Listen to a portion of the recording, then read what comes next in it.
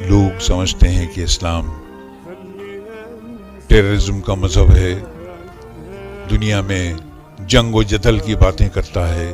نہیں سر، جن لوگوں نے بھی یہ کہا ہے لوگوں کو جواب دینا تک نہیں آتا بھائیو کہ اسلام جو ہے وہ تلوار سے پھیلا ہے.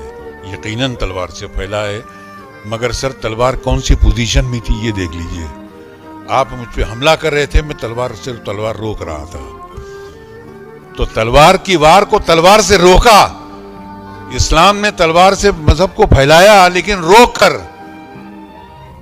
روکتے تھے اور کہتے تھے کہ بھائی کیوں کرتے ہو ایسا. محبت کی زبان، ہم آج محبت کی زبان بھول گئے ہیں.